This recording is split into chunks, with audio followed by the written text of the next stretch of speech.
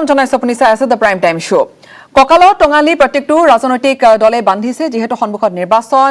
ৰাজীৱ ভৱনৰ কথা যদি কওঁ সিদিনালৈকে একেবাৰে নিজাম পৰি থকা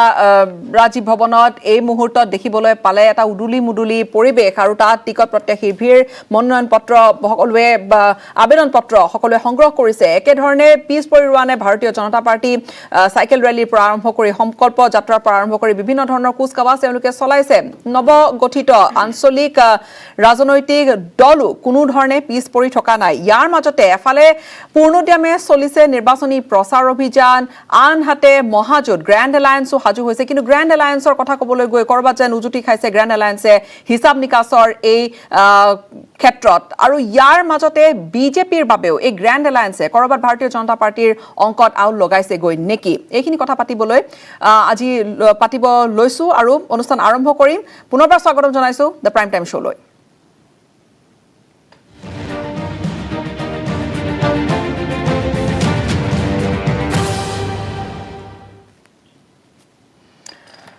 আলোচনা কৰিবলৈ লৈছো চিনাকি কৰাই দিবলৈ বিচাৰিছো অতিথিসকলক বিজেপিৰ জয়ন্ত দাস আছে স্বাগতম জনাইছো আপোনাক ৰাজনৈতিক বিশ্লেষক হিচাপে আমাৰ সৈতে ডক্টৰ নৱনীল বৰুৱা আছে স্বাগতম জনাইছো আৰু এজিপিৰ পৰা দুলু আহমেদ ডাঙৰী আমাৰ সৈতে সংযুক্ত হৈছে আপোনাকো স্বাগতম জনাইছো আৰু কিছু সময় পিছতে এআইইউডিএফৰ বিধায়ক কামিনুল ইছলাম আমাৰ সৈতে সংযুক্ত হ'ব প্ৰথমে মই জয়ন্ত দাসৰ পৰা আৰম্ভ কৰিছো এই মুহূৰ্তত এআইইউডিএফ বা কংগ্ৰেছৰ প্ৰতিনিধি দুগৰাকী অনুষ্ঠানত নাই কিন্তু তেওঁলোকৰ মহাজোঁটক লৈ গ্ৰেণ্ড এলায়েন্সক লৈ শেহতীয়া কুচকাৱাজখিনি দেখিছে ওপেনিং ৰিমাৰ্কস নাই আমাৰ এআইইউডিএফ আৰু কংগ্ৰেছৰ এলায়েন্সক লৈ আমি আচলতে এইকাৰণে সংগীত নহয় যে আমাৰ উজনিত এইবাৰ বিশেষকৈ গোলাঘাট আৰু যোৰহাটৰ এই ইয়াতে থকা আমাৰ সমষ্টিকেইটা এইবাৰ আমি তাত মানে ভাল ফল কৰিব পাৰিম এই এলায়েন্সটোৰ কাৰণেহে আৰু সেই ঠিক তেনেধৰণৰ যিটো গতিত ভাবিছে যে এলায়েন্সটো হ'লে সম্পূৰ্ণ মাইনৰিটিখিনি আমাৰ পৰা একেবাৰে আঁতৰি যাব সেইটো নহয় কাৰণ জনিয়াৰ যিটো নিৰ্বাচন হৈছিল তাত আমি আচৰিত ধৰণৰ 15,000কৈ অধিক ভোট এবাৰ পাবলৈ সক্ষম হৈছোঁ তো সেইকাৰণে যে আমি এই এলায়েন্সটোৰ দ্বাৰা আমি বিশেষ আমি শংকিত হোৱা নাই আৰু আমাক ক্ষতি কৰিব নোৱাৰে আৰু আমাৰ যিটো ৰাজনৈতিকভাৱে আমি যিখিনি কাম কৰি আহিছোঁ আমাৰ কথা যে আমি যোৱাটো 4 বছৰ বুলি ক'ম মই যিহেতু কভিডৰ কাৰণে যি 1 বছৰ কলাপছ হৈ গৈছিল গোটেই পৃথিৱীখনে তে এই 4 বছৰত আমি যিখিনি কাম কৰিছোঁ মই পৰ্যায়ক্ৰমে আকৌ ক'ম এইটো যিহেতু 1 ঘণ্টা আমি বহিম সেই যিখিনি কাম কৰিছোঁ সেই কামখিনিক লৈ আমি ৰাইজৰ মাজত যাম কাৰণ আমাৰ কামখিনি কেতিয়াও সাম্প্ৰদায়িক দৃষ্টিকোণেৰে কৰা হোৱা নাই চৰকাৰৰ কাম সৰ্বধৰ্ম সমভাৱ নীতিৰে আমাৰ সবকা সাথ সবকা বিকাশ যি নীতিৰে আমি এই কাম আৰম্ভ কৰিছোঁ সেই কাম যোৱা 4টা বছৰত সুন্দৰভাৱে কৰা হৈছে আৰু সেই আমি উন্নয়নৰ সেই গোটেই বিষয়খিনিলৈ আমি ৰাইজৰ ওচৰত যাম আৰু ৰাইজে নিশ্চিতভাৱে আমাক গ্ৰহণ কৰিব আমি ইতিমধ্যে এইখিনি উপলব্ধি কৰিছোঁ তেনেকুৱা এটা পৰিৱেশ দেখিছোঁ আৰু সেইকাৰণে আমি শংকিত নহয় নৱনীল বৰুৱা প্ৰথমে ৰাজনৈতিক যি ধৰণৰ কুচকাৱাজ চলিছে প্ৰতিটো ৰাজনৈতিক দলৰ এগৰাকী বিশ্লেষক হিচাপে নিশ্চয়কৈ যিসকলে ভূ ৰাখিছে তেওঁলোকে ৰাখিছে আপুনিও নিশ্চয়কৈ খবৰ ৰাখিছে এতিয়া হিচাপ নিকাচৰ কথা অহাৰ লগে লগে শেহতীয়াকৈ গ্ৰেণ্ড এলায়েন্সৰ হিচাপ নিকাচত যেন কিছু আউল লাগিছে এইখিনি সকলোৱে অনুমান কৰিছে আপোনাৰ আৰম্ভণিতে আপোনাৰ মন্তব্য গ্ৰেণ্ড এলায়েন্সৰ যিটো শক্তি তেওঁলোকৰ চাব গ'লে মধ্য অসম আৰু নামনি অসমত বেছি তাত দুয়োটা দলেই কিন্তু সমানে মিটিং কৰি আছে ইউডিএফে হওক কংগ্ৰেছে হওক কৰি আছে আৰু গ্ৰেণ্ড এলায়েন্সত আমি পাহৰিব নালাগিব তাত বামপন্থীও আছে আৰু অজিত ভূঞাৰ যিটো আঞ্চলিক গণমৰ্চা সেয়াও আছে এনেকুৱা ধৰণৰ বহু আছে আউল লাগিছেনে নাই এতিয়াই কোৱা টান কাৰণ এতিয়া যথেষ্ট সোনকাল হৈ আছে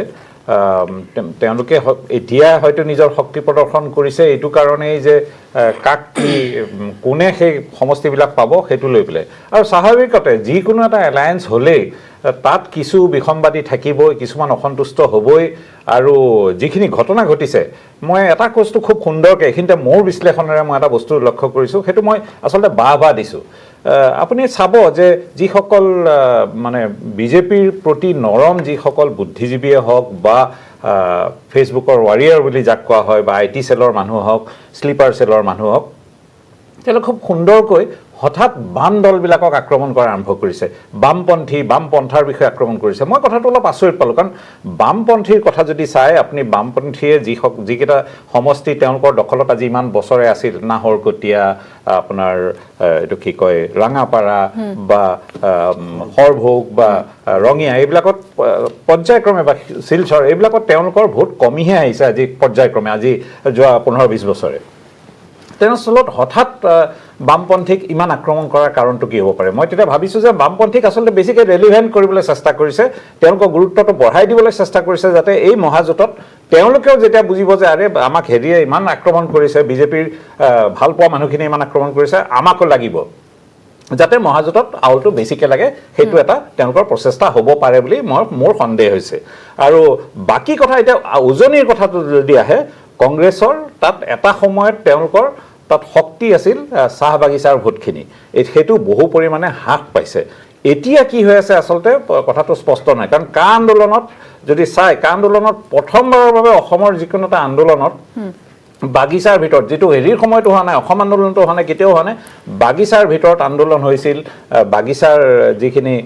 কৰ্মী, যি চাহ বাগিচা সম্প্ৰদায়, বনুৱা সম্প্ৰদায়, তেওঁলোকে এই আন্দোলনটোত ভাগ লৈছিল। সেইটো কথা কংগ্ৰেছে তাক কেনেকৈ এক্সপ্লইট কৰিব পাৰে সেইটো এটা, তাৰপিছত 351 টকা মজুৰি, সেইটো এটা কথা। আৰু কিছুমান কথা আপুনি যদি চাই, আঠচাহ বা যিবিলাক চাহ বনোৱাৰ সংগঠনবিলাক আছে, তেওঁলোকে কিন্তু বাৰে বাৰে বিজেপিৰ বিৰুদ্ধে হুংকাৰ দি আছে। সেইটো এতিয়া কংগ্ৰেছে কিমানখিনি কৰিব পাৰে সেইটো এটা গুৰুত্বপূৰ্ণ কথা। আৰু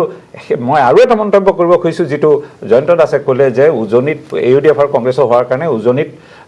এটা প্ৰভাৱ হ'ব আৰু AUDFৰ ফালে বা বিজেপিৰ ফালে সেই ভোটখিনি যাব, কাৰণ মানুহ যি মিয়া বেয়া পায় তেওঁলোকে বিজেপিক ভোট দিব। মই নাভাবোঁ যে সেইটোত এটা ভিত্তি আছে। এইকাৰণে মই নাভাবোঁ যে যিসকলে এই মিয়া বিদ্বেষী বা মিয়াৰ ভয় খায় তেওঁলোকে বিজেপিক ভোট দিবই, সেইটো এলায়েন্স হওক নহওক। বৰঞ্চ মই ভাবোঁ যে যিখিনি মানুহে কোনো কাৰণত কংগ্ৰেছ AUDFক একলগ হ'লে ভোট নিদিয়ে, বিজেপিকেই দিলেহেঁতেন, তেনেকুৱা মানুহে এটা নতুন বস্তু পাইছে, সেইটো হৈছে ৰাইজৰ দল আৰু অসম জাতীয় পৰিষদ। মই ভাবোঁ অসম জাতীয় পৰিষদ আৰু ৰাইজৰ দলে কংগ্ৰেছৰ উজনিত যিমান ক্ষতি কৰিব তাতকৈ বেছি ক্ষতি হয়তো ভাৰতীয় জনতা পাৰ্টীৰ কৰাৰ সম্ভাৱনা নুই কৰিব নোৱাৰি। আৰু এটা কথা ঠিক, যিটো 2019-ৰ আমি যদি অসমৰ হেৰি চাওঁ, পাৰ্লিমেণ্টাৰী ইলেকশ্যনৰ আমি যিটো হৈছিল সংসদীয় নিৰ্বাচনত, দুইটা দলৰ মাজত কংগ্ৰেছ আৰু বিজেপিৰ মাজত 1% ডিফাৰেঞ্চ আছিল, 36 পইণ্ট সামথিং আৰু 35 পইণ্ট সামথিং। আৰু AUDF আৰু যিটো বিজেপি প্লাছ, অৰ্থাৎ BPF আৰু AGP, সেই একে 9 পইণ্ট সামথিং 10 পইণ্ট সামথিং, অৰ্থাৎ 1%ৰ ডিফাৰেঞ্চ আছিল। যিটো সময়ত এটা মোদী ঢৌ আছিল 19-ত, তেওঁলোকৰ ঘৰে এটা থাকোঁতেও অসমত কংগ্ৰেছে কিন্তু 35% ভোট পাইছিল। আৰু সেই ভোটটো কমি যোৱাৰ কোনো কাৰণ দেখা নাই, কাৰণ সেইখিনি সময়তে পলাৰাইজেশ্যন বেছি হৈছিল বিজেপিৰ পক্ষত। সেইখিনি সময়তে যদি 35% ভোট তেওঁলোকে পাইছিল, আজিৰ খেলি মেলিত বহুত বেছি কমি যাব যেন মোৰ লগা নাই। সেইকাৰণে মহাজোঁটত সাংঘাতিক আউল লাগিব বা বিজেপিৰ একদম সহজ হৈ যাব যেন লগা নাই। তথাপিও মই বিজেপি হাৰিব বুলি কিন্তু ভুলতো ভাবা নাই এতিয়াও। ঠিক আছে, AGP নেতাগৰাকী আছে দুলু আহমেদ, আপোনালোক কিমান সাজু হৈছে? চাওক, কংগ্ৰেছৰ 15 বছৰীয়া শাসন আছিল, তাৰপিছত কংগ্ৰেছক বেয়া পাই বিজেপিক আঁকোৱালি ল'লে, আৰু বিজেপিৰ এতিয়া বিভিন্নজনে বিকল্প শক্তি হিচাপে আপোনালোকে বিকল্প দিম বুলি কৈ আপোনালোকে আত্মপ্ৰকাশ কৰিছে। এতিয়া আপোনালোকে কিমান সময় পাইছে আৰু কি ধৰণে ভাবিছে আপোনালোকৰ ষ্ট্ৰেংথ কোনখিনি হ'ব বা ক'ত আপোনালোকে বেছি কৈ গুৰুত্ব আৰোপ কৰিব? চাওক, আজি কেইদিনমান আগলৈ অসম জাতীয় পৰিষদ দল গঠন হোৱা আজি প্ৰায় 8-9 মাহ হ'ল। ইমান কম সময়ৰ ভিতৰত আপুনি আজিকালি যিবোৰ আমাৰ জাতীয় পৰিষদ দলৰ সভাবোৰ চাব, সভাবোৰত জনতাৰ যিটো সমাগম, তাৰ দ্বাৰা এটা অনুমান কৰিব পৰা যায় যে অসমৰ ৰাইজে এটা বিকল্প বিচাৰিছে, আৰু সেই বিকল্প দল অসম জাতীয় পৰিষদ বুলিয়ে গ্ৰহণ কৰিছে। আৰু যেতিয়াৰ পৰা আমাৰ ৰাইজৰ দলৰ লগত মিত্ৰতা হ'ল, অসমৰ ৰাইজে আৰু সকাহ পাইছে যে অন্ততঃ আঞ্চলিক দুই শক্তি লগ হৈছে আৰু বিকল্প হিচাপে এই দুই শক্তিক আগুৱাই দিব লাগিব। সেইকাৰণে আপুনি চাব, আজি কেইদিনমানৰ পৰা সংবাদ মাধ্যম যোগে দেখিবলৈ পাইছোঁ, কংগ্ৰেছৰ একাংশই আমাক সমৰ্থন কৰি কথা কয় যে আহক আমাৰ লগত মিত্ৰতা কৰক, আমি 18খন চিট এৰি দিম। দলৰ সভাপতিগৰাকীয়ে নিজে কৈ আছে। আকৌ সাংসদ প্ৰদ্যুৎ বৰদলৈ ডাঙৰীয়াই কয় যে জাতীয় পৰিষদটো দলটো বিজেপিৰ বি টিম। তাৰমানে তেখেতসকল দুইগৰাকী সাংসদ দুইগৰাকী কথাৰ মিল নাই আক্ৰমণৰ লক্ষ্য কৰি লৈছে এগৰাকীয়ে কয় সভাপতিগৰাকী কয় আমি 101 সিট প্লাছ পাম আৰু ইফালে কৈ 18খন এখন আপোনালোকক এৰি দিম আমাৰ দলৰ সভাপতিগৰাকীয়ে অখিল আমাৰ লুৰিণজ্যোতি গগৈ ডাঙৰীয়া স্পষ্টভাৱে কৈ আছে যে আমি কোনো ধৰণৰ ৰাষ্ট্ৰীয় শক্তিৰ লগত বা ৰাষ্ট্ৰীয় শক্তিৰ বুকুচাত উঠি যিসকলে ৰাজনীতি কৰিছে আমি কোনো ধৰণৰ মিত্ৰতা নকৰোঁ আমি নিৰ্বাচন খেলি যাম আৰু আমাৰ নৱনীত দাই অলপ আগে যিটো ক'লে যে এই মহাজোঁটবন্ধনলৈ যিটো এটা আউল লাগিছে আউল লগাটো স্বাভাৱিক কাৰণ এই মহাজোঁটবন্ধনটো দুটা শক্তিশালী দল হৈ গ'ল কংগ্ৰেছ আৰু UDF আৰু বাকী CPI CPM বা অজিত ভূঞা দলৰটো কোনো অস্তিত্বই নাই তেখেতৰ দলটোৰ কথা বাদ দিয়ক তেখেতে হয়তো এনেকুৱা ভাবিছিল যে ৰাজ্যসভাটো যেনেকুৱা খুব মানে ইজিলি পাই গ'ল তেওঁ হৈছে ক'ৰবাত মুখ্যমন্ত্ৰীটো পাই যাওঁ নেকি সেই ধৰণৰ কাৰণ চাব এই দুইটা দলেতো তেখেতক সাংসদ কৰি পঠিয়াইছিল ৰাজ্যসভাৰ মজিয়ালৈ তাৰপিছত তেওঁ কি দল খুলিব পঠিয়াইছিল নেকি গতিকে এই মহাজোঁটত আউল লগাটো এইকাৰণে নিশ্চিত আজি বিজেপিৰ প্ৰতিনিধি জয়ন্ত দাস ডাঙৰীয়াটো বহি আছে ধৰি লওক এই যোৱাকালি বা পৰহি যিটো বদৰুদ্দিন আজমল ডাঙৰীয়াৰ বতৰ দবাতে মই দেখিবলৈ পালোঁ যে শংকৰদেৱ জিন্দাবাদ এই ধৰণৰ আৰু বহু বিতৰ্কিত মন্তব্য আহিব আৰু এই মন্তব্যবোৰে সহায় কৰিব শংকৰদেৱ জিন্দাবাদ কথাটো যিহেতু ওলাইছে আমিনুল ইছলাম স্বাগতম জনাইছো আপোনাক মোক খালি এইষাৰ কথা আচলতে এই নিৰ্বাচনৰ সময়ত শেহতীয়াকৈ দেখা গৈছে যে আজমল ডাঙৰীয়া যথেষ্ট বিতৰ্কত সোমাই পৰিছে আৰু শেহতীয়াকৈ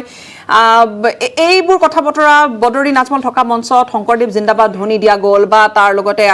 শংকৰদেৱ চাহাব বুলি উল্লেখ কৰিলে এইখিনি ডেলিভাৰেট তেওঁ পিছত অৱশ্যে ক্ষমা বিচাৰিছে কিন্তু এইখিনি ডেলিভাৰেট নে শ্লিপ অফ টাং নে কি আচলতে কিহৰ বাবে বাৰম্বাৰ এনেকুৱা ধৰণৰ কথা বতৰাবোৰ AIUDFৰ ফালৰ পৰাই এতিয়া চাওক আমাৰ এগৰাকী আমাৰ দলৰ কৰ্মীয়ে সেইদিনা শংকৰদেৱ জিন্দাবাদ বুলি এবাৰ এটা শ্লোগান আহিছিল ময়ো নিজে আছিলোঁ ডাইছত আৰু তাতে আচলতে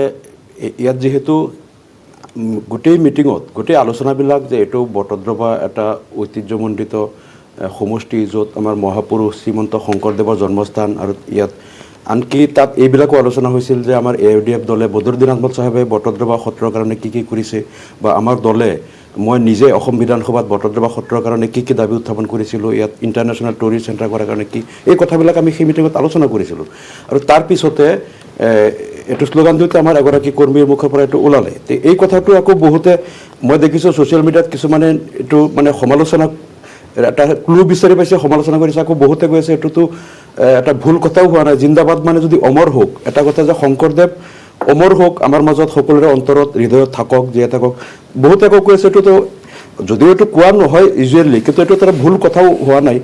এজনে এবাৰ মুখেৰে ওলাই গ'ল গতিকে এই কথাবিলাক আচলতে মই দেখিছোঁ যে এটা বিশেষ চেনেলে সিদিনা মানে এইটোলৈ খুব বেছি তেওঁলোকে হেৰি কৰি আছে যে আৰু এইটো এটা ইছ্যু বনাব বিচাৰি আছে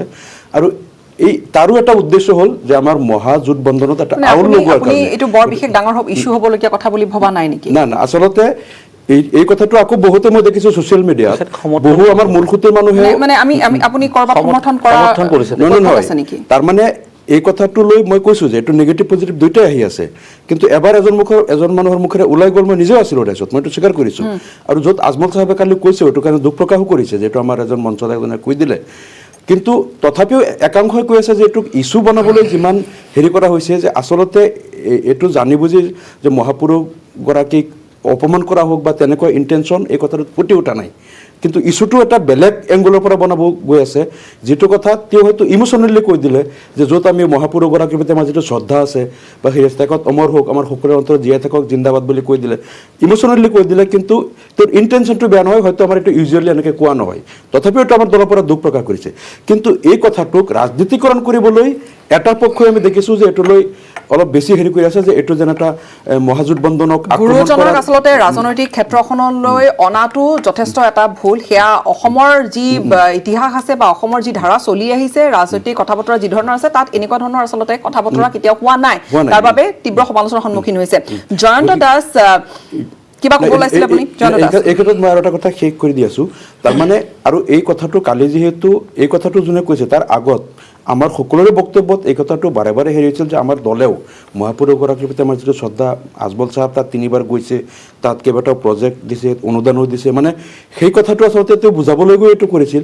গতিকে যিহেতু আমাৰ দলৰ সভাপতিগৰাকীয়ে যদিও হেৰি কৰা নাই তেখেতে দুখ প্ৰকাশ কৰিছে এইটো তাৰপিছতো এইটো ইছ্যু এইকাৰণে বনাই ৰাখিব বিচৰা হৈছে যাতে মহাজোঁটবন্ধনৰ এটা আক্ৰমণৰ তাৰ পূৰ্বৰ সাম্প্ৰদায়িক মন্তব্যখিনি কি ধুবুৰী যিখিনি ধৰণৰ মন্তব্য কৰিছিল সেইখিনি নকৰিলেও হ'লহেঁতেন নিশ্চয় ধুবুৰীত ধুবুৰীত কিছু সভাত মছজিদৰ কথা কোৱা হৈছিল, মছজিদ ভঙা বা তেনেকুৱা ধৰণৰ লিষ্ট আছে। উৰ্দু এই বেনাৰৰ ধৰণৰ- এই ধৰণৰ এইটো কথাবোৰৰ বিজেপিৰ নেতা উৰ্দুত বেনাৰৰো কথা আছে। বিজেপিৰ নেতাসকলে এইটো আনকি এই যে যিটো এই RSSৰ নেতা এগৰাকীয়ে যিটো দিল্লীত তেওঁলোকে প্ৰেছমিট কৰিছে আৰু 239টা আমাৰ লিষ্টত আছে, বাবৰি মছজিদ এটাই আমি ধ্বংস কৰিলোঁ আৰু মথুৰা মছজিদ অমুক অমুক তেনেকৈ লিষ্ট এটা দিছে। সেই কথাটো তেওঁলোকে যিহেতু তেওঁলোকে কৈ আছে সেই কথাটোহে কৈছে যে তেওঁলোকে এতিয়াও আৰু 239টা মছজিদৰ লিষ্ট সেইদিনা তাত প্ৰেছমিট দি পেলাই ক'লে RSSৰ। গতিকে এই কথাবিলাকতো সেই কথাটো যে সিহঁতৰ ইণ্টেনশ্যনটো কি এই কথাটো কোৱা হ'ল। কথাটো AIDF আৰু কংগ্ৰেছৰ যি সাম্প্ৰদায়িক মন্তব্য বৰ্তমান বিষয়বস্ত হৈছে সেইটো কোৱাৰ আগতে মই ক'ম যে বদৰুদ্দিন আজমল ডাঙৰীয়া বা এখেতে আমাৰ আমিনুল ইছলাম ডাঙৰীয়া থকা য'ত আমাৰ গুৰুজনাক এনেধৰণৰ কথা ক'লে, সেই কথাটো যদি তাত কোৱাটোতকৈ তাৰমানে তেওঁলোকে দুখ প্ৰকাশ কৰিছে, ভুল হৈছে, তেওঁলোকৰ এজ ইউজুৱেল তেওঁলোকৰ সেইটো লেংগুৱেজত যিহেতু কথা নহয় তাত অলপ ভুল হ'ব পাৰে, তেওঁলোকে কৈছে ঠিক আছে। কিন্তু সেইটোক লৈ অজিত ভূঞা ডাঙৰীয়াই যিটো ওকালতি কৰিলে, অজিত ভূঞা ডাঙৰীয়াই আজি যদি তেওঁ সাংসদ নহ'লহেঁতেন তেতিয়াহ'লে টকশ্ব পাতি দিলে হয় এইটোৰ ওপৰত, আৰু যদি সেইটো আমাৰ বিজেপি দলৰ পৰা এনেকুৱা ধৰণৰ কিবা প্ৰসংগ যদি গ'লহেঁতেন। ওকালতি কৰাৰ ক্ষেত্ৰত তাৰমানে এটা সীমা থাকিব লাগে যে গুৰুজনাক অপমান কৰাটোৰো ওপৰত তেওঁ ওকালতি কৰিছে, সেইটো মই যথেষ্ট লজ্জিত। আৰু এতিয়া দ্বিতীয় কথা হ'ল যে আজি যিটো বদৰুদ্দিন আজমল ডাঙৰীয়াই ধুবুৰীত ক'লে ৩৫০০ বুলি কৈছে, ২৩৯ কোৱা নাই, ৩৫০০টা মছজিদ ভাঙি দিব, লুংগি খুলি দিব, বুৰ্খা পিন্ধিব নিদিব, টুপি এনেকুৱা ধৰণৰ এই গোটেই শব্দবিলাক কৈছে আৰু আপোনালোকে চবতে প্ৰচাৰ হৈছে এইটো। তাৰ আগতে তাৰমানে এটা বিৰাট প্ৰতিযোগিতা চলি আছে, তাৰমানে সেইটো বিৰাট বিষবাস্প হৈ পৰিছে। তাৰ আগতে কি ৱাজেদ আলী চৌধুৰীয়ে কি ক'লে, তেওঁ হ'ল কংগ্ৰেছৰ, ইয়াত কংগ্ৰেছৰ প্ৰতিনিধি থাকিলে ভাল হ'লহেঁতেন, কংগ্ৰেছৰ তাৰ আগে আগে চেয়াৰমেন আলীয়ে কি ক'লে, মিয়া মিউজিয়াম বনাব লাগে। তেওঁলোকে তাৰমানে আৰু ৱাজেদ আলী চৌধুৰীয়ে ক'লে যে যদি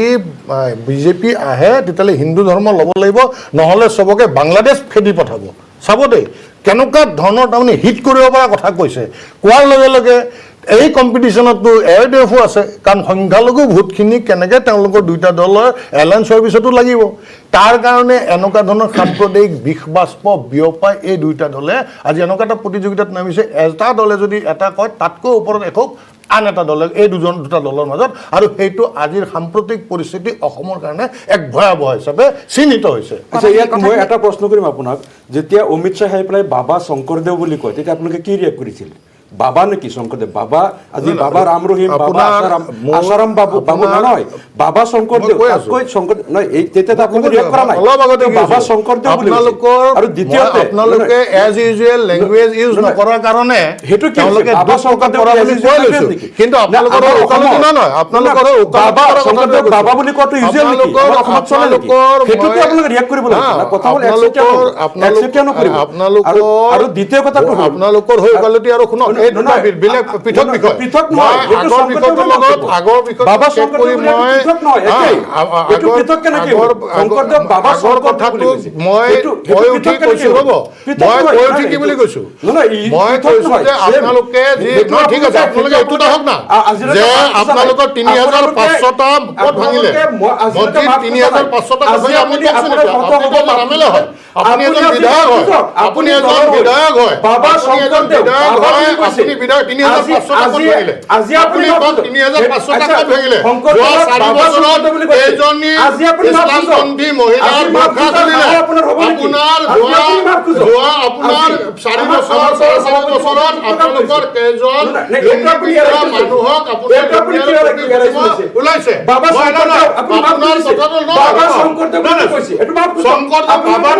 অপমান সূচক নেকি?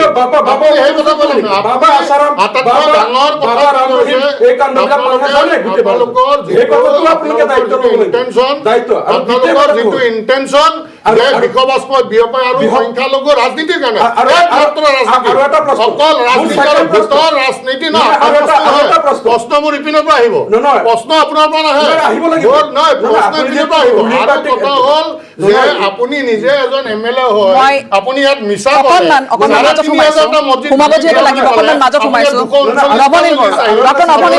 ঠিক কৰক। কথা বতৰাখিনি আপুনি শুনি আছে হয়। যিকোনো এগৰাকী গুৰুজনাক আচলতে ৰাজনৈতিক মঞ্চ এখনলৈ অনাটোৱে আচলতে নিশ্চয়কৈ ভুল কথা আৰু তাৰ মাজতে কথাখিনিও আপুনি নিশ্চয় তেওঁলোকৰ শুনি আছে মন কৰি আছে মই কৈ লওঁ, just কৈ লওঁ দে। মই এটা বিৰতি ল'ব লাগিব, মই তেওঁৰ ভাষ্যৰ পিছতে মই বিৰতি ল'ম। যেনেকুৱা মা কামাখ্যাৰ এই পবিত্ৰ ভূমি, শংকৰদেৱৰ এই পবিত্ৰ ভূমি, সেইটো ৰাজনৈতিক ক্ষেত্ৰত ব্যৱহাৰ কৰা নহয়। মই তেতিয়াহ'লে কওঁ, মই দুইজনৰে কথা শুনিলোঁ। কোনো দলে ধোৱা তুলসীৰ পাত নহয়। যদি বাবা শংকৰদেউ কোৱাটো এটা গুৰুজনাৰ প্ৰতি অপমান আৰু চাহাব বুলি কোৱাটো অপমান। তথাপি এটা কেইটামান মই শুনিছোঁ, সেইটো স্পষ্টভাৱে হেৰি হৈছে সেইটো। আৰু তাৰ লগতে এইটোও ক'ব লাগিব যে ৰাজনীতি নকৰাকেও কৰিব পাৰি। এই ধৰি লওক যে শংকৰদেৱ শিশু নিকেতনলৈ আপুনি যাওক, তাত গুৰুজনাই যিটো বস্তু আমাক শিকোৱা নাছিল যে মূৰ্তি পূজা বা প্ৰতিমা, তাত সকলোতে প্ৰতিমা আছে, ফটো আছে, প্ৰতিমা আছে, নাই বুলি কওক তেখেতে। নহয়, তাত সৰস্বতীয়ে হওক হেৰিয়ে হওক আমি তাত প্ৰতিমা পূজা নকৰোঁ। মই বছৰ ধৰি শংকৰদেৱ শিশু নিকেতনত ভোট দি আহিছোঁ, তাত গৈ চালেই হ'ল। সেইকাৰণে গুৰুজনা আচলতে অসমৰ কাৰণে এটা পবিত্ৰ কি সত্তা, আমাৰ সকলোৰে কাৰণে গুৰুজনা বুলি ক'লে আমি আৱেগিক হৈ যাওঁ আৰু সেইটো কোনে কেনেকৈ ব্যৱহাৰ কৰিব পাৰে সেইটো চাব লাগিব। আৰু এইখিনিতে এটা কথা স্মৰ্তব্য যে বৰদোৱাৰ কাৰণে সেইখিনি সময়ত নগাঁৱৰ যিজন সাংসদ ভাৰতীয় জনতা পাৰ্টি আছিল, তেওঁ যিটো কৰিলে তাতকৈ কিন্তু বদৰুদ্দিন আজমল ডাঙৰীয়াই তাতকৈ বহু বেছি কৰিছিল, সেই কথাটো সঁচা। মই এটা চমু বাণিজ্যিক বিৰতি এটাৰ সময় হৈছে, মই বিৰতি এটা ল'ম, আলোচনা অব্যাহত ৰাখিম। তেনে বুজিছা নাই? কেইটালৈ চলিব এইটো? পুনৰবাৰ স্বাগতম জনাইছোঁ দ্য প্ৰাইম টাইম শ্ব'লৈ। আৰু এই মুহূৰ্তত বিভিন্নজনৰ মনত এই প্ৰশ্নটো নিশ্চয়কৈ আছে যে মহাজোঁট যিহেতু হৈছে, এই মহাজোঁটত কোনে কিমানখন আসন বিচাৰিব? AIUDFৰ আমিনুল ইছলাম ডাঙৰীয়া আছে। মই প্ৰশ্নটো পোনপ্ৰথমে আপোনাকে সুধিবলৈ বিচাৰিম, আপোনালোকে কিমানখন আসন বিচাৰিব বুলি ভাবিছে? আৰু কিয় কংগ্ৰেছৰ য'ত ছিটিং MLA আছে, ধৰক 3বাৰ তেওঁ জয় হৈ আহিছে, দলকাৰ উদাহৰণে লৈছোঁ, তাত আপোনালোকে ইমান জোৰদাৰ কেম্পেইনিং চলাইছে কিহৰ বাবে? আৰু যদি বন্ধুত্বপূৰ্ণ প্ৰতিদ্বন্দ্বিতাই হয়, আচলতে কি ধৰণৰ কথা বতৰাবোৰ চলিছে? এলায়েন্সৰ ভিতৰত কিমান খেলি মেলি হৈছে? চাওক, এতিয়ালৈকে এলায়েন্সৰ মানে চিট শ্বেয়াৰিং লৈ চূড়ান্ত পৰ্যায়ত আমি এতিয়ালৈকে যোৱাই নাই। ইমান দিনলৈকে আমি ঐক্যমতত আহিছিলোঁ যে আমি এটা গ্ৰেণ্ড এলায়েন্স কৰিব লাগে আৰু বিজেপিক অসমৰ পৰা উৎখাত কৰাৰ স্বাৰ্থত। আৰু এতিয়াহে চিট লৈ জাষ্ট আলোচনা ষ্টাৰ্ট হৈছে। এইটো লৈ হয়তো বহুত দীৰ্ঘ এটা আলোচনা হ'ব। আৰু তাততো আমিও বিচাৰিছোঁ যে আমি সেইকেইটা চিটেই বিচাৰিম য'ত আমাৰ 100% জয়লাভ কৰাৰ গেৰাণ্টি আছে। কিন্তু আপোনালোকে লাহৰীঘাট বিচাৰিছে, যদি সম্ভৱতঃ হয় লাহৰীঘাটত আপোনালোকে কেম্পেইনিং কৰি আপোনালোকৰ দলীয় সুপ্ৰিমোই যি ধৰণে তাত এগৰাকী MLA ছিদ্দিক MLA হ'লে কি হ'ব, বিধায়ক হ'লে কি হ'ব, এইখিনি আপোনালোকে কৈ দিলে। তাৰপিছত নজৰুল ইছলামৰ প্ৰতিক্ৰিয়া আহিছে, যদি নজৰুল ইছলামৰ ভাষ্য প্ৰতিক্ৰিয়া আমি প্লে কৰিব পাৰোঁ। 67ৰ পৰা এতিয়ালৈকে কংগ্ৰেছে কণ্টিনিউৱাছলি পাই আছে আৰু মই তাত 5বাৰ MLA হৈছোঁ। গতিকে মোৰ চিটটো বিচাৰিলে পাব নেকি? বিচাৰিলে মোৰ চিটটো পাব নেকি? কাৰণ য'ত মই 5বাৰ MLA হৈছোঁ তাত তেওঁলোকে চিটটো বিচাৰিলে কেনেকৈ পাব? আমেৰিকাৰ প্ৰেচিডেণ্ট পৃথিৱীৰ ভিতৰত শক্তিশালী মানুহ, 78 বছৰ বয়সত যদি জো বাইডেন প্ৰেচিডেণ্ট হ'ব পাৰে, মই 71 বছৰ বয়সত কিয় MLA হ'ব নোৱাৰে? MLAটো বহুত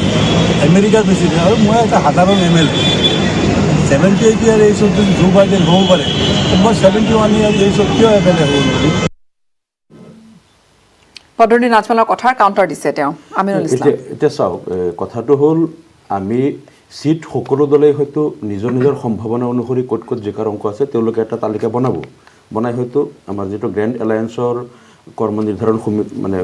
যিটো এলায়েন্স কোঅৰ্ডিনেশ্যন কমিটিত ছাবমিট কৰিব। কৰাৰ পিছত যোন দলে যিকেইটাত যে আমি এইকেইটাত জিকিব পাৰিম আমাৰ লাগে, তাৰ ভিতৰত হয়তো বেলেগ দলে ক'ব নাই এই চিটটো আপোনালোকক দিব নোৱাৰে, আমি তাৰপিছত হয়তো তাত প্লাছ মাইনাছ হ'ব। আমাৰ কথা হ'ল যে আমি শেহতীয়াকৈ সকলো সমষ্টিত আমি এটা এটাকৈ গণসমাৱেশ দি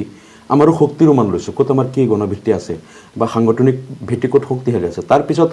তাৰ সম্ভাৱনাৰ ওপৰত আমি এটা তালিকা দিম যে আমাৰ এইকেইটাত আমাৰ জিকাৰ সম্ভাৱনা আছে। হয়তো এনেকুৱাও হ'ব পাৰে যে কোনোবা এখন আসনত আমাৰ AIUDFৰ বিধায়ক আছে, কিন্তু আমি যদি এইটো উপলব্ধি কৰিব পাৰোঁ যে ইয়াত আমাৰ সাংগঠনিক ভিত্তি অলপ দুৰ্বল হৈছে, যদিও আমাৰ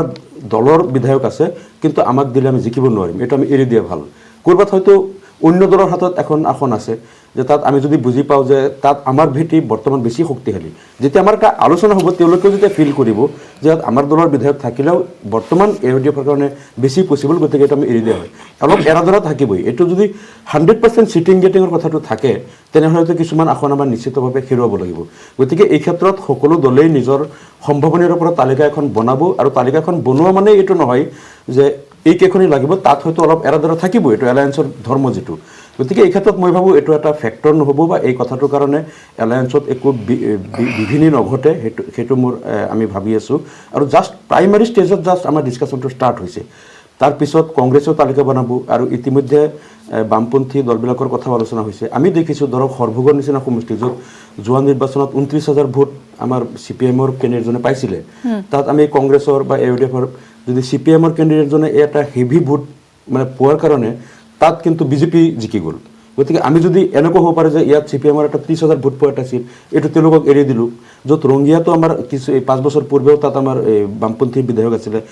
যেনেকৈ মৰিগাঁৱতো CPI আছিলে এনেকৈ কিছুমান য'ত তেওঁলোকৰ এটা বেজ আছে আমি যদি তাত আমিও চেক্ৰিফাইচ কৰিম যে কংগ্ৰেছকো কম যা এইটো ক্যালকুলেশন নিশ্চয় এতিয়া মই বিজেপি প্ৰতিনিধি গৰাকীলৈ আহিছো আপুনি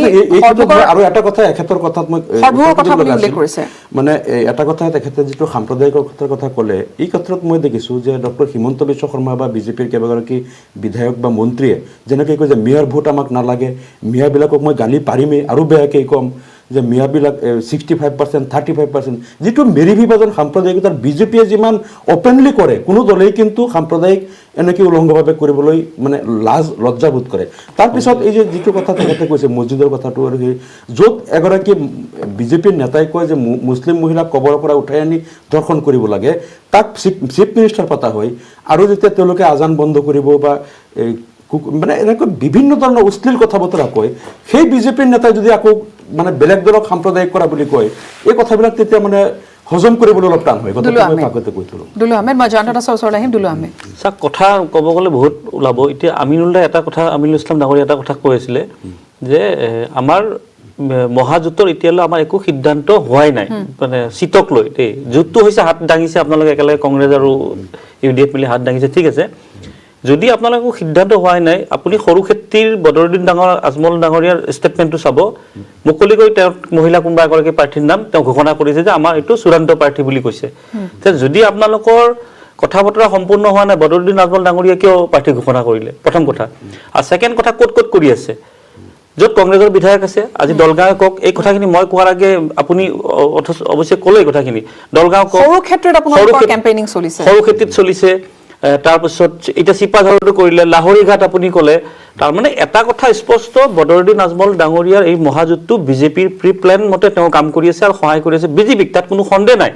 এই কথা লাহে লাহে গম পাব কাৰণ তেখেতে যিবোৰ মন্তব্য দি আছে হয়তো আমিনুল্লাহ গম নাপাব ইয়াত থাকি কাৰণ এইবিলাক বহুত হাই লেভেল গেম এটা প্লেন থাকে আৰু ধৰি লওক আজি জয়ন্ত দাসো বহি আছে আমিনুল্লাহ বহি আছে ইয়াতে ওপৰত কি চলি আছে ওপৰত এখন ভিতৰুৱা বহুত ডাঙৰ এটা কাৰণ কোন কাৰ লগত মিলি আছে আপুনি কংগ্ৰেছৰো কথাবিলাক সন্দেহজনক কংগ্ৰেছৰ লিডাৰবিলাকৰ আপুনি কেইদিনমান আগতে চাব বিজেপি এটা ষ্টেটমেণ্ট দিছিলে আজি আমুল্লাহ এইটো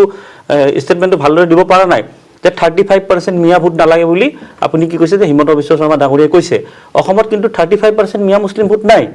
তেখেতে মুছলিম ভোট নালাগে বুলি কৈছে এক প্ৰকাৰে পাৰ্চেণ্টেজ কোৱা মানে মুছলিম ভোট কিন্তু সেই কথাটো আপোনালোকৰ দলৰ পৰা কোনো ধৰণৰ প্ৰতিক্ৰিয়া নাই আৰু কংগ্ৰেছ দলৰ পৰা কোনো প্ৰতিক্ৰিয়া নাই যে 35 আপোনালোকৰ পাৰ্চেণ্টেজ কিমান আছে আপুনি নিশ্চয় জানে তো এই কথাটোত আপোনালোকে কিয় প্ৰতিক্ৰিয়া প্ৰকাশ কৰা নাই তাৰমানে আপোনালোকে বিজেপিৰ নাই নাই নাই কেতিয়াও কৰা নাই মই কোনো এটা হেৰিত দেখা নাই 35% মুছলিম ভোট আছে বুলি কওক মিয়া মুছলিম ভোট নাই কিন্তু আপোনালোকৰ কংগ্ৰেছে বুজিয়ে পোৱা নাই কি হৈছে গতিকে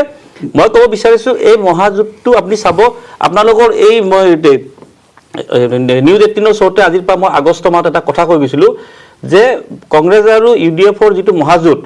এটা সময়ত এনেকুৱা পৰ্যায় পাব বদৰুদ্দিন আজমল ডাঙৰীয়া এনেকুৱা কিছুমান চিট ক্লেইম কৰিব লাষ্ট টাইমত ক'ব যে মোক একেটা চিট দিয়া নাই মোৰ এইটো মহাজোঁট বন্ধনটো মই আজিৰ পৰা ভংগ কৰিলোঁ 100% নিশ্চিত আপুনি আশংকা ব্যক্ত কৰিছে মই এই চেনেলতে কৰি গৈছোঁ উভতি আহিম আৰু কিছু কথা আছে সেইখিনি কথা পাতিম এটা বিৰতিৰ পিছত বিৰতি এটাৰ পিছত পুনৰ আপোনালোকক স্বাগতম জনাইছোঁ দুলু আহমেদ ডাঙৰীয়া এতিয়া আজিৰ দিনটোত অজিত ভূঞা গৈছিল GMCHলৈ অখিল গগৈক লগ ধৰিছে আৰু এটা কথা তেওঁ কৈছে যে মিত্ৰজোঁটৰ দুৱাৰ খোলা আছে আৰু যদি তেওঁ নিৰ্বাচন খেলে তেনেহ'লে বিৰোধীয়ে তেওঁক সঁহাৰিখিনি দিব এতিয়া অৰ্থাৎ ইয়াৰ পৰা আমি কি ধৰণৰ বুজিব পাৰোঁ আচলতে বাৰম্বাৰ অখিল গগৈ সেই এটা ধৰণৰ এটা কথা বতৰা চলি আছে মহাজোঁটৰ ফালৰ পৰা ইফালে আপোনালোকৰ এজেপিয়ে ৰাইজৰ দল আৰু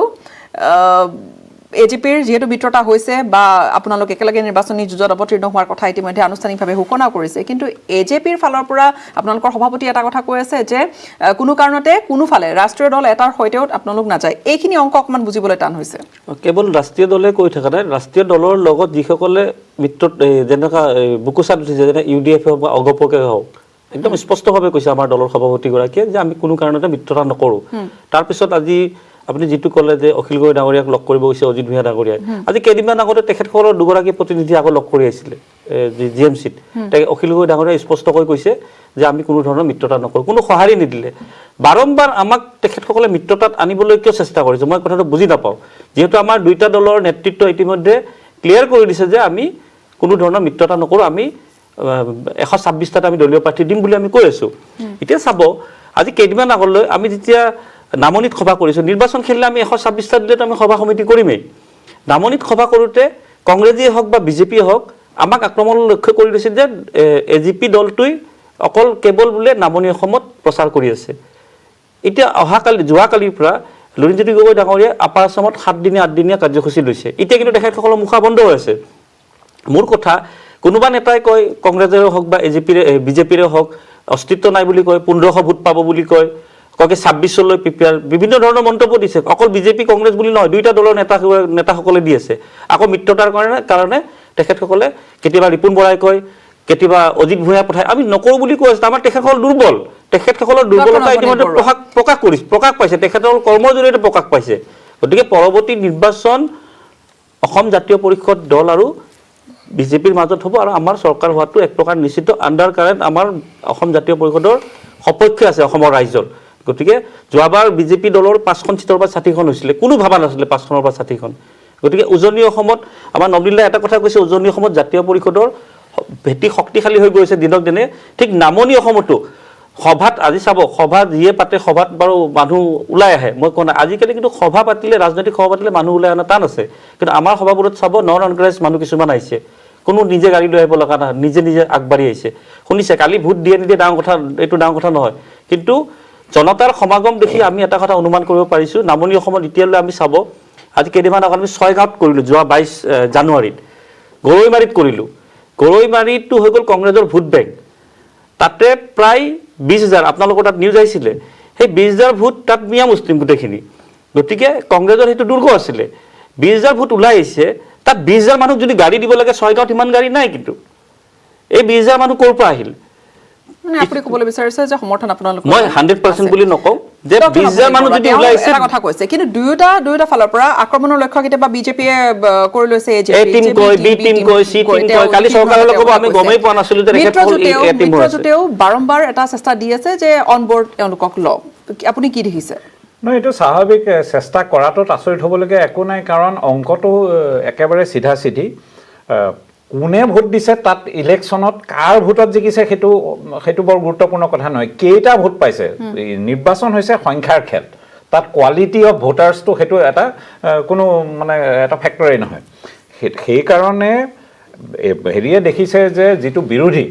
যিটো বিজেপি বিৰোধী বা বিজেপি প্লাছ বিৰোধী অৰ্থাৎ বিজেপি অগপ আৰু BPF থাকিব নে নাথাকে ক'ব নোৱাৰোঁ আজিৰ পৰিপ্ৰেক্ষিতত কিন্তু তেওঁলোকৰ বিৰোধীয়ে বিচাৰিছে যে ভোট বিভাজন নহওক সকলোৱে চেষ্টা কৰিছে যিবিলাক ৰাজনীতিত প্ৰত্যক্ষভাৱে নাই যেনে ডক্টৰ হীৰেণ গোহাঁই তেখেতেও কৈছে বা সকলো মানুহে বিচাৰিছে যে বিৰোধী ভোটটো বিভাজন নহ'লে স্বাভাৱিক কথা বিৰোধী ভোট বিভাজন নহ'লে বিজেপি হাৰিব সেইটো অংকৰ খেলা বিৰোধী ভোট বিভাজন নহ'বৰ কাৰণে অসম জাতীয় পৰিষদ ৰাইজৰ দল সকলোকে বিচৰাটো আৰু অকল সেইটোৱে নহয় ASDCকো বিচাৰিছে BPFকো বিচাৰিছে তেওঁলোকে নিজৰ স্থিতিটো এতিয়ালৈকে স্পষ্ট কৰি ৰাখিছে তেওঁলোক একেবাৰে নতুন তেওঁলোকৰ ওপৰত কি ধৰণৰ প্ৰভাৱ নাই তেওঁলোক এতিয়া নতুন দল মই তেওঁলোকৰ শক্তি কি এতিয়াও কোৱাটো সম্ভৱ নহয় এতিয়ালৈকে তেওঁলোকে নিৰ্বাচনেই খেলা নাই তেওঁলোকে আজিও টেকনিকেলি তেওঁলোক এটা মানে হেৰিত নিৰ্দলীয় মানে এইটো কথা ভাবিব লাগিব যে আজিলৈকে হেৰিৰ তেওঁলোকে যিটো নিৰ্বাচন খেলিব তেওঁলোকে এটা নিৰ্দলীয় হিচাপে তেওঁলোকে কিন্তু ইলেকশ্যনৰ পিছত তেওঁলোকৰ যদি কোনোবা এজন নিৰ্বাচিত মানুহ দল সলায়ো সেইটোত তেওঁ হেৰিত এইটো কি কয় দল ত্যাগ আইনত তেওঁলোক নপৰে আৰু তেওঁলোক জিকিব নিজিকে কোৱাটো টান মই এটা সাধাৰণ হিচাপ এটা কৰিছোঁ অসমত প্ৰায় 2 কোটি ভোটাৰ আছে 2 কোটিতকৈ অলপ বেছি ভোটাৰ আছে এই যে মানে অসম জাতীয় পৰিষদ আৰু ৰাইজৰ দলৰ মুখ্য টাৰ্গেট কিন্তু অসমীয়া ভাষী ভোটাৰ সেইটো দুলু আহমেদে স্বীকাৰ কৰে নকৰে মই নাজানো কিন্তু তেওঁলোকে অসমীয়া ভাষী ভোটাৰকে টাৰ্গেট কৰি আছে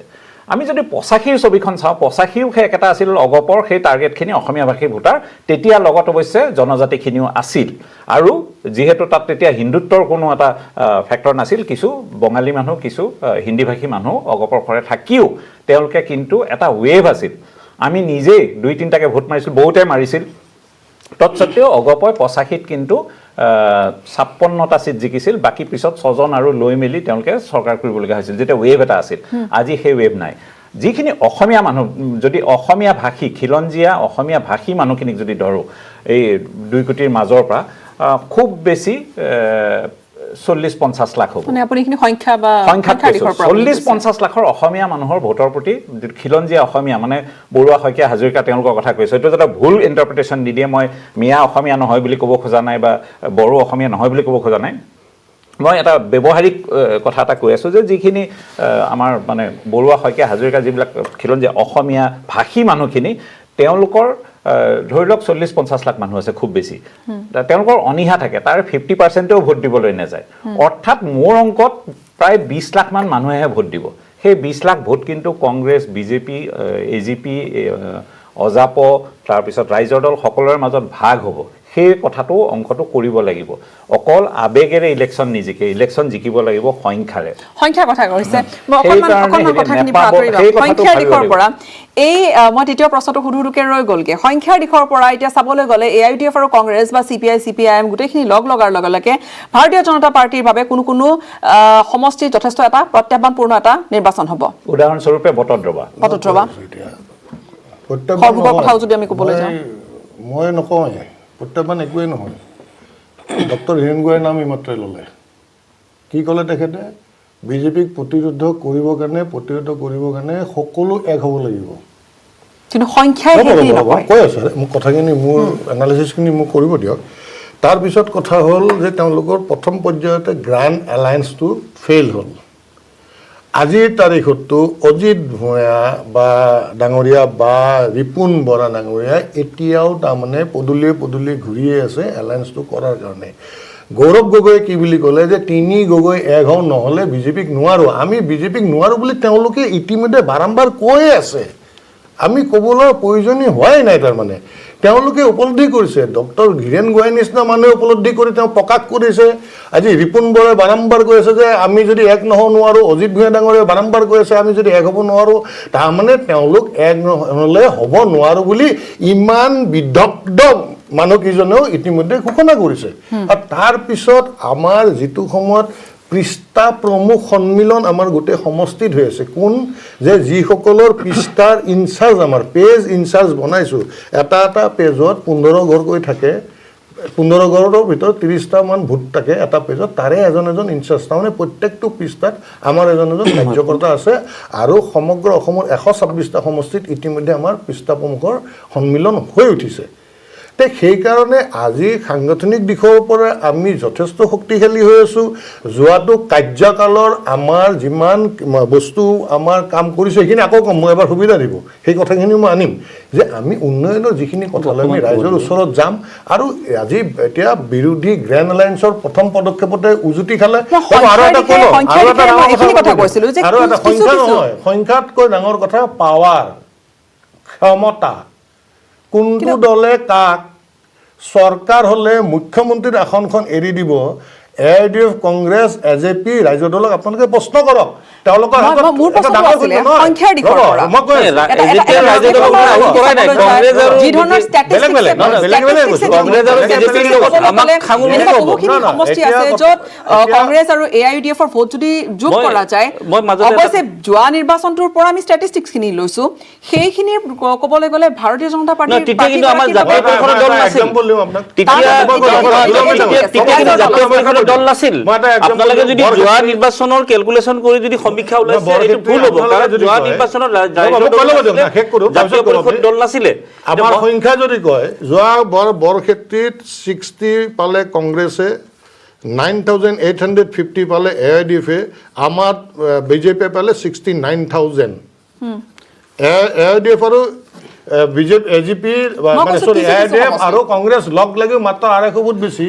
আমাৰ এতিয়া কনফিডেন্ট আছে যে আমি যোৱা নাই, নাই, সেই আগৰ 20 confident বছৰৰ- লৈ ৰ'ব, ৰ'ব, যোৱা সমীক্ষাটো আগৰ confident এই মতে 5 নহ'ব। বছৰৰ 5 বছৰ ধৰি ল'লো আৰু এতিয়া কৈ দিলোঁ 5 বছৰৰ যি আমি কাম কৰিছোঁ সেই কামখিনি লৈ আমি যাম জনিয়াৰ নিচিনা সমষ্টিটো আমি 15,000 ভোট পাইছোঁ বাই ইলেকশ্যনত য'ত আমাৰ একচেপ্টেঞ্চ আমি ভাবিছিলোঁ যে সেইটোত মই 4,000 ভোটো নাপাম দুলুৱা। 15,000 মই জয়ন্ত দাস ভোট ডাঙৰীয়া পাইছোঁ। সেইকাৰণে এটা মই আমাৰ সৰু- ভোটৰ ক্ষেত্ৰত আমি যথেষ্ট আগত আছোঁ ঠিক আছে মই সহায় আছে বুলি ঠিক আছে আপুনি আস্থা দলৰ আছে। হয় আপুনি দিব ডিফেণ্ড কৰিব এতিয়া মই সাধাৰণ কথা এটা কওঁ জালুকবাৰী সমষ্টি আমি যোৱা এই যোৱা 10-12 দিন আগে আমি জালুকবাৰীত এখন সভা কৰিলোঁ জালুকবাৰী সমষ্টি বুলি ক'লে আৰু বুজাব নালাগে কাৰ সমষ্টি মই আৰু লুৰিণজ্যোতি গগৈ ডাঙৰীয়া আমাৰ জগদীশ ভূঞা ডাঙৰীয়া নিজে উপস্থিত আছোঁ তাত মই মোৰ ভাষণত এটা কথা ক'লোঁ খুব গুৰুত্বপূৰ্ণ কথা নমিলেও ভাল পাব শুনিলে কথাটো মই ক'লোঁ আজি জয়ন্ত দাস ডাঙৰীয়াই যিমান কৈ আছে যে আমি ইমান আঁচনি কৰিছোঁ অমুক কৰিছোঁ আমাক ৰাইজে আঁকোৱালি লৈছে আণ্ডাৰ কাৰেণ্টে কিন্তু বিজেপিৰ বিপক্ষে আছে মই এটা উদাহৰণ দিওঁ মই মোৰ ভাষণত তাতে মহিলাসকলক উদ্দেশ্যি এটা কথা ক'লোঁ জালুকবাৰী সমষ্টিত দেই শুৱালকুছিত হৈছিলে যে আজি কেইদিনমানৰ পৰা আমি শুনি আছোঁ যে মাইক্ৰ' ফাইনেন্সৰ যিটো বন্ধন বেংকৰ লোনটো মহিলাসকলক মাফ কৰি দিব তাৰ কাৰণে বহু মহিলাই পাৰ্টিও খাইছিলে বহুত জেগাত আমি ফটো দেখিবলৈ পাইছোঁ মই সেই সভাত মই মোৰ ভাষণত ক'লোঁ যে আপোনালোকে তেনেকুৱা ধৰণৰ কিবা চৰকাৰৰ ফালৰ পৰা চাৰ্টিফিকেট পাইছে নেকি আপোনালোকৰ লোন মাফ হোৱা মৌন হৈ আছিলে মই কৈছোঁ যোনে যোনে নাই পোৱা হাতখন দাঙক গোটেই মহিলাই হাত দাঙিছে তাৰপিছত মই তেতিয়া ক'লোঁ শুনক প্ৰথম কথা যে 5 বছৰত তেখেতসকলে এই কামটো কিয় কৰা নাই ঠিক আছে 5 বছৰ কৰা নাই এতিয়া কৰিব ওলাইছে আপোনালোকক চাৰ্টিফিকেট দিছে নেকি কৈছে নাই দিয়া কালি যেতিয়া নিৰ্বাচন শেষ হ'ব বেংক বিষয়া যেতিয়া মহিলাসকলৰ ঘৰত যাব তেখেতসকলক যেতিয়া পৰিশোধ কৰিবৰ কাৰণে প্ৰেছাৰ দিব দিয়াৰ লগে তেখেতসকলেতো একো দেখাব নোৱাৰিব চৰকাৰৰ মানুহক বিচাৰি নাপাব কাৰণ বিজেপি চৰকাৰ অহা বাৰ নহয় এইটো নিশ্চিত তাৰপিছত মহিলাসকলৰ সেই পৰিয়ালটোকে এক মিনিট নহয় মই মোৰ কথা ক'ব যোৱাই নাই কথাটো শুনক পৰিয়ালটো কেনেকুৱা বিপদত পেলাই দিছে চাব সেই পৰিয়ালৰ যদি কোনোবা ছাত্ৰ ছাত্ৰী ভৱিষ্যতত শিক্ষাৰ কাৰণে যদি লোন ল'ব লগা যায় চিভিলটো বেয়া হৈ থাকিলে সেই পৰিয়ালে লোন নাপাব গতিকে আপোনালোকে এইবিলাক ভুৱা প্ৰচাৰ মিছা প্ৰলোভন ভোটৰ ৰাজনীতি বন্ধ কৰক এইবিলাক বুজি পাইছে গোটেই মহিলা হাত দাঙিছে আপুনি ফুটেজটো চাব মোৰ ভাষণ চাব তাকো জালুকবাৰী সমষ্টিত আপুনি অসমৰ বেলেগ সমষ্টি বাদ দিছে জালুকবাৰী সমষ্টিৰ কথা কৈছে আমিনুল ইছলামক ক'বলৈ দিয়ক এতিয়া চাওক এই কথাবিলাক এতিয়া জয়ন্ত দাস ডাঙৰীয়াই যিটো কথা কৈ আছে যে তেওঁলোকে ৰিপৰ্ট কাৰ্ড লৈ যাব মানে যোৱা 5 বছৰত এতিয়া প্ৰথম কথাটো হ'ল 5 বছৰ আগত বিজেপিক মানুহে যেনেকৈ বিশ্বাস কৰিছিল প্ৰধানমন্ত্ৰী মহোদয়ে আহি পেলাই কয় যে 16 মেত বাংলাদেশী টালি টোপোলা বান্ধি যাব লাগিব আৰু আমি পৰিৱৰ্তন কৰিম য'ত জাতি মাটি ভেটি সুৰক্ষিত কৰিম মানে কথাবিলাক শুনিবলৈ বহুত ভাল আছিল মানুহ আৱেগিক হৈ পৰিছিল আৰু আৱেগত ভোট দি এইটো হ'ল তাৰপিছত যেতিয়া দেখিলে জাতিটো সুৰক্ষিত নহ'ল কা পাৰিত কৰি এতিয়া মানে অবৈধ হিন্দু বাংলাদেশীসকলক অসমত সংস্থাপন কৰি অসমীয়া জাতিক অস্তিত্বৰ সংকটত পেলাই দিলে মাটি ভেটি সুৰক্ষিত কৰাৰ নামত এই মাটিবিলাক আজি দেখা গ'ল যে আদানী আম্বানীক বিমানবন্দৰ আৰু অন্যান্য বহুত ৰামদেৱক মাটি দি আছে চব অনাঅসমীয়াৰ হাতত গৈ আছে মাটিও সুৰক্ষিত নহ'ল জাতিও সংকটত পৰিল মানে গতিকে কথাবিলাক আমাৰ তথ্য নহয় আজি লোকসভাত এটা তথ্য দাঙি ধৰা গৈছে MHAৰ তৰফৰ পৰা যে যোৱা 2 বছৰত কিমান ইনফিল্ট্ৰেশ্যন হৈছে কিমান প্ৰৱেশ হৈছে সেয়া অসম আৰু বাংলাদেশ ক্ষমা কৰিব ভাৰত বাংলাদেশ সীমান্তয়েদি প্ৰায় 1045 মান লোক আহি সোমাইছেহি এইখিনি তথ্য আজি MHA দাঙি ধৰিছে এইখিনিৰ ওপৰত কি ক'ব আমি যি সমস্যা লৈ সকলো জৰ্জৰিত বা যি সমস্যা সকলোৱে আমি উত্থাপন কৰি থাকো যে অনুপ্ৰৱেশ হৈ আছে সেই অনুপ্ৰৱেশৰ কথা আজি MHA দাঙি ধৰিছে ৰোধ কৰাৰ ক্ষেত্ৰত আমাৰ চৰকাৰে যিমান কঠোৰ পদক্ষেপ লৈছে সেয়া আগতে হোৱা নাছিল আগতে উন্মুক্ত বৰ্ডাৰ আছিল উন্মুক্ত বৰ্ডাৰ আজিৰ তাৰিখত সিল কৰা হৈছে কিন্তু তাৰ পিছতো যোৱা 2 বছৰত ৰাজ্যটো আপোনালোকৰ চৰকাৰ কেন্দ্ৰটো আপোনালোকৰ চৰকাৰ কোনটো বৰ্ডাৰেৰে আহিছে এইটো ৱেষ্ট বেংগল বৰ্ডাৰেদি আহিছে নে কোনটো বৰ্ডাৰেৰে আহিছে সেই তথ্যটো যদি দিলে হয় তেতিয়াহ'লে তাৰ ওপৰত মই বক্তব্য ৰাখিব পাৰিলোঁ হয় কথা হ'ল সেইটো যে আমাৰ যিটো উন্মুক্ত আছিল সেই উন্মুক্ত আজি সিল হৈছে টেকনিকেলি নদীৰ ওপৰত কিবা হাইটেক প্ৰযুক্তিবিদ্যা লগোৱাৰ বাবে সেইটো ব্যৱস্থা কৰি থকা হৈছে এতিয়া আপুনি মই যিহেতু সময় কম হৈ আছে মই কম বুলি কৈ থকা কথাখিনি এতিয়া মই কম এতিয়া আমাৰ জাতি মাটি ভেটিৰ আমাৰ ইয়াৰ পৰা যে কৈছে তাৰ আগতে আমাৰ দুলু আহমেদ ডাঙৰীয়াক এটা মাইক্ৰ ফাইনেন্সটো ক্লিয়াৰেন্সটো আপুনি দিলে মই ভাল পাম মহিলাসকলৰ বন্ধন বেংকৰ মাইক্ৰ ফাইনেন্সৰ ক্লিয়াৰেন্সটো দিলে মই ভাল পাম মহিলাসকলো ভাল পাব আপুনি এটা স্পষ্ট আপোনালোকে বিৰোধীয়ে আমাৰ যিমানখিনি কৰা নাই সেইখিনিক লৈ আপোনালোকে ৰাইজৰ মাজত আহক আমি যিখিনি কৰিছো কোৱা নাই যে মহিলাসকলক আপুনি স্পষ্ট কৰি দিলে মই ভাল পাম মহিলাসকলো ভাল পাব নাছিলো আমি যিখিনি কৰিছো সেইখিনিক লৈ আমি আহিম আপোনালোকে সেই কৰাখিনিক আপোনালোকে মিছা বুলি কওক না এতিয়া কথা হ'ল যে চাওক একদম আৰম্ভণিতে আমাৰ অভিমান আমাৰ স্বাভিমান যিটো গড় হত্যা ৰোধ আপুনি কথাটো বা ফালনি কাটি গৈ আছে মই মাইক্ৰ ফাইনেন্সৰ মই মোৰ কথাখিনি আৰম্ভণিতে কৈছো গুৰুত্বপূৰ্ণ বিষয় আপোনাৰ কৈছো না গুৰুত্বপূৰ্ণ বিষয়টো আমি উত্তৰটো দিলে মই ভাল পাম আপুনি কি কৈছে সেইটো গুৰুত্ব নিদিওঁ ৰাইজক আমি কি কম সেইটোহে গুৰুত্ব দিম আজি মই কম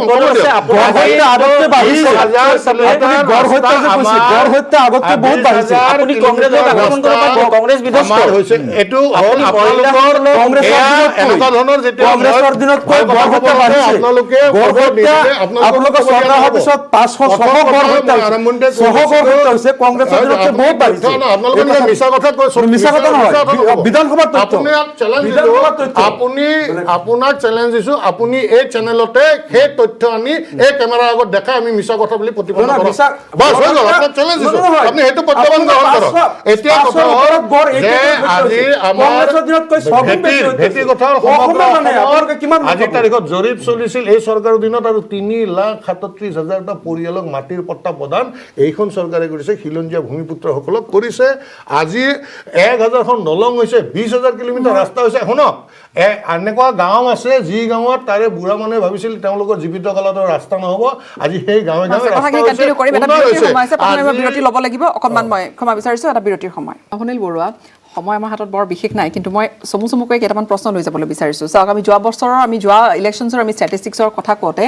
অৱশ্যে তেতিয়া মই এইখিনি কথা উল্লেখ কৰা নাছিলোঁ যে তেতিয়া আমি অংককেইটা কৰি আছিলোঁ বাওঁপন্থী দল বা কংগ্ৰেছ আৰু বিজেপি আৰু AIUDFৰ এতিয়া নতুনকৈ আত্মপ্ৰকাশ কৰা দল দুটাও আছে তেওঁলোকৰো নিশ্চয়কৈ কিবা নহয় কিবা এটা ভেটি থাকিব তেওঁলোকে এটা ঢৌৰ পিছত এটা আন্দোলনৰ পিছত তেওঁলোকে জন্ম লাভ কৰিছে এতিয়া ষ্টেটিষ্টিক্সবোৰ কেনেকুৱা ধৰণৰ হ'ব বুলি আপুনি অনুমান কৰিছে চাওক এটা যিটো সংসদীয় সমষ্টি হৈছে যে নগাঁৱতো ইমান দিনে ভাৰতীয় জনতা পাৰ্টিৰ দখলত থকাৰ পৰা কংগ্ৰেছে আজৰি আনিবলৈ সক্ষম হ'ল আৰু মই ভাবোঁ তাত অকল যে মিয়া ভোট বা কংগ্ৰেছৰ ভোট বুলি নহয় যিখিনি ট্ৰেডিশ্যনেলি AGPক দিছিল অসমীয়া ভাষী মানুহখিনিয়ে কাৰ ফলত তেওঁলোকে বিজেপিত দিয়াতকৈ জীৱনত যি কংগ্ৰেছক দি পোৱা নাই তেওঁলোকে দিয়াৰ ফলত কংগ্ৰেছে সেই চিটটো আজৰি আনিলে এতিয়া সমস্যা হৈছে তাত অজাপ আৰু ৰাইজৰ দলে সেই অসমীয়া ভাষী ভোটখিনি কিছু টানি নিব সেইটো কংগ্ৰেছৰ হয়তো তাত ক্ষতি হ'ব আৰু ভাৰতীয় জনতা পাৰ্টিয়ে অসমীয়া ভাষী ভোটখিনি যথেষ্ট পাইছিল কাৰণ তেওঁলোকে এটা যিটো ধৰ্মীয় আৱেগ এটা সৃষ্টি কৰিব পাৰিছিল বা অসমত মুছলমানৰ সংখ্যা বাঢ়ি যে 1/3 হৈছে সেই ভয়টো সুন্দৰকৈ সৃষ্টি কৰিব পাৰিছিল সেইকাৰণে অসমীয়া ভোটখিনি তেওঁলোকে পাইছিল সেইখিনি বা বিভিন্ন কাৰণত বা এটা যিটো এণ্টি ইনকামবেঞ্চি বুলি কয় সেইটোৰ কাৰণে হয়তো সেই ভোটখিনি ক'লৈ যাব সেইখিনিও অজাপই টানি আনিব পাৰে সেইটো হ'লে মানে দুইটা পক্ষৰে ক্ষতি হোৱাৰ সম্ভাৱনা নোহোৱা নহয় বাকি যেটো জয়ন্ত দাসে ক'লে মই তেওঁক ভুল বুলি কোৱা নাই কিন্তু এই যে সাংগঠনিক একেবাৰে স্পষ্টভাৱে সেইটো সঁচা কথা যে যেটো আজি ভাৰতীয় জনতা পাৰ্টি আৰু RSSৰ সাংগঠনিক যেটো নেটৱৰ্ক যেটো শক্তি সেইটোৰ তুলনাত কংগ্ৰেছ AUDF কোনেও পাত্তা নাপায় তেওঁলোকে যথেষ্ট পৃষ্ঠাপ্ৰমুখ কিন্তু ইয়াত এটা কথা মনত ৰাখিব লাগিব ভাৰতত যদি আটাইতকৈ শক্তিশালী ভাৰতীয় জনতা পাৰ্টি আছিল হেতু হৈছে দিল্লীত কাৰণ 47ৰ পৰা তাত তেওঁলোকৰ সাংগঠনিক ভেটি খুব ক্ষুদ্ৰ আছিল ভাৰতীয় জনসংঘ হওক তাৰছত ভাৰতীয় জনতা পাৰ্টি হওক তেওঁলোক যথেষ্ট ষ্ট্ৰং আছিল কিন্তু তাতো আজি তেওঁলোকৰ অস্তিত্ব নাইকিয়াৰ নিচিনা হৈ যায় যোৱা এটা পৰ্যায় পাইছে সেইকাৰণে এইটো নহয় যে সাংগঠনিক শক্তি থাকিলেই যে জিকি যাব সেইটো কথা নহয় সেইদিনা সেই ভোটৰ দুদিনত মানুহে কাক ভোট দিব সেই কথাটো আমি আগতীয়াকৈ ক'ব নোৱাৰো অসমীয়া ভোটখিনিৰ কথা কৈছে আজি প্ৰদ্যুৎ বৰদলৈ এটা কথা কৈছে যে অসমীয়াত যদি ৰক্ষা কৰিব কিবা অকল কংগ্ৰেছে কৰিব আৰু জয়ন্ত দাস এই কথাখিনি মই আপোনালৈ আগবঢ়াম যে প্ৰদ্যুৎ বৰদলৈ আজি লগতে এটা কথা কৈছিল যে এইখন হ'ব যুঁজ বিজতৰীয়া সংস্কৃতিৰ বিৰুদ্ধে প্ৰথমটো হ'ল কংগ্ৰেছে তেওঁলোকৰ ইতিহাসটো পাহৰি গৈছে ইয়াত প্ৰতিনিধি থাকিলে ভাল আছিল আমি অসম আন্দোলন নিজ চকুদি দেখা স্কুলীয়া ছাত্ৰ আছিলোঁ অসম আন্দোলনটো শেষ হোৱালৈ আমি স্কুল পাছ কৰি আমি 11ত পাইছিলোঁ আৰু এই যে 855 জন শ্বহীদ হৈছিল ঠিক সেইখিনি সময়ত আমি দেখিছিলোঁ আৰু কংগ্ৰেছৰ দ্বাৰা কি নিৰ্যাতন হৈছিল আৰু ভোট বেংকৰ ৰাজনীতিৰ কাৰণে এটা আন্দোলন গঢ় লৈ উঠিছিল একমাত্ৰ কংগ্ৰেছৰ ৰাজনীতিৰ বাবে অস্তিত্ব ৰক্ষাৰ আন্দোলন বুলি অসমৰ ৰাইজে ক'ব বাধ্য হৈছিল অস্তিত্ব কাৰ দ্বাৰা বিপন্ন হৈছিল বিপদাপন্ন হৈছিল তেতিয়া বিজেপি কোৱা নাছিল অসমৰ ৰাইজে কৈছিল কংগ্ৰেছৰ চৰকাৰৰ বিৰুদ্ধে আৰু সেই কংগ্ৰেছে আজি ইয়াতে তেওঁলোকৰ তেনেধৰণৰ মন্তব্য দি ভাবিছে যদি যে তেওঁলোকে কিবা এটম বম ফুটাইছে তেতিয়াহ'লে প্ৰত্যেক পৰিয়ালৰ মানে হাঁহে আৰু এইটো কংগ্ৰেছৰ মানে সেই কথাটো চৰিত্ৰটো বুজি উঠিছে আৰু সেইকাৰণে আজি কংগ্ৰেছে এই মুহূৰ্তত প্ৰত্যেকটো দলৰ ঘৰে ঘৰে লিডাৰৰ ঘৰে ঘৰে জুলুঙা লৈ ঘূৰি ফুৰাৰ আজি এটা স্থিতিত আছে প্ৰথমে তেওঁলোকক চাই লওক তাৰপিছত মন্তব্য দিলে ভাল আমিনুল ইছলাম আপোনাৰ সমষ্টি ঢিঙত আমি শেহতীয়াকৈ আমি বাতৰিও আনিছোঁ পোহৰলৈ বা বাতৰি আমি পৰিৱেশন কৰিছোঁ যে ঢিঙত আপোনাৰ বিৰুদ্ধেও কিছু মন্তব্য আপোনালোকৰ সমৰ্থকে কৰিছিল এতিয়া সেই ধৰণৰ কথা বতৰাবিলাকৰ মাজতে আপোনালোকৰ কেম্পেইনিং চলিছে ঠিকেই তাৰ মাজতে প্ৰাৰ্থিত্ব টিকট হয়তো তাত আপোনাৰ ঠাইত গৈ কংগ্ৰেছেও টিকট বিচাৰিব পাৰে কি হ'বলৈ গৈ আছে ঢিঙত চাওক সেইদিনা আমাৰ সভাপতি বদৰুদ্দিন চাহাব ঢিঙত যাওঁতে কিছু লোকে মোৰ টিকেটটো দিব নালাগে বুলি কৈছিল তেতিয়া কিন্তু আমাৰ দলৰ কৰ্মীসকলে আহি পেলাই কৈছিল আপোনালোকতো কোনো ইউডিএফত নহয় কোনোদিন আপোনালোকক ইউডিএফত দেখা নাই ঢিঙত চলি আছে কি কেইবাটাও দল ইনক্লুডিং বিজেপি এজেপি আম আদমি পাৰ্টি তেওঁলোকে মিলি পেলাই এটা কথা তেওঁলোকে বুজাব বিচাৰিছে যে মোক যদি টিকেটটো চেঞ্জ নকৰে তেওঁলোক কোনো জিকিব নোৱাৰিব এতিয়া তেওঁলোকে সন্মিলিতভাৱে এটা ঢৌ সৃষ্টি কৰিব বিচাৰিছে যে ইউডিএফৰ টিকেটটো বদলাব লাগে আৰু সেই কোনো কিন্তু আমাৰ দলৰ নহয় কাৰণ তেওঁলোকে জানিছে মই আকৌ টিকেট পালে তেওঁলোকৰ কাৰো সপোন পূৰণ নহ'ব এইটো কথাটো আমাৰ সভাপতি মহোদয়ে বুজি পাইছে পৰহি তাত ডিক্লেয়াৰ কৰি থৈছে যে এইবাৰ আমাৰ কেণ্ডিডেট একেতেই থাকিব এতিয়া সমগ্ৰ ঢিং আপুনি ক'লে যে কেণ্ডিডেট আপোনালোকৰ তেওঁৱে থাকিব এতিয়া এলায়েন্স হোৱা নাই মিটিং হোৱা নাই কিন্তু কেণ্ডিডেট আপোনালোকে ঘোষণা কৰিব এতিয়া চাওক প্ৰথম কথাটো হ'ল ঢিঙতটো তিনিবাৰ আমাৰ দলৰ জন্মৰ পিছৰ পৰাই আমাৰ দখলত আছে 4টা সমষ্টি অসমত তিনিওবাৰেই আমাৰ এআইডিএফ জিকিছে তাত কংগ্ৰেছে বিচৰাও নাই তেওঁলোকৰ লিষ্টত দলগাঁৱৰ ক্ষেত্ৰত কি ক'ব না এতিয়া কথা হ'ল দলগাঁও বা এনেকুৱা কেইটামান সমষ্টি আছে ক্ষেত্ৰত কি ক'ব না য'ত আমাৰ সাংগঠনিক ভেটি শক্তিশালী আছে আমি বিচাৰিম যে তাত আমাৰ সাংগঠনিক ভেটি সেইটো আপোনালোকে গোপনে ৰাখক না ঠিক আছে গোপনে ৰাখক সেইটো ইমান মুকলিকৈ অমুকত দিম তুমুকত দিম তাত মানে কি কিছুমান কথা আছে তাত যদি পিছত গৈ আমাৰ ভাগত পৰে তেনেহ'লে আমাৰ কেণ্ডিডেট এও হ'ব আৰু যদিহে কিবা কাৰণত আমি এৰি দিব লাগে তেতিয়া কংগ্ৰেছৰ যদি ভাগত পৰে কংগ্ৰেছে কাক দিয়ে দিব কিন্তু কথাটো হ'ল আমাৰ তাত এটা মেছেজ দিয়া সাংগঠনিক শক্তি ভেটি শক্তিশালী বুলি ক'লে মোৰ এটা কথা মনত পৰিছে মই ক'ব লাগিব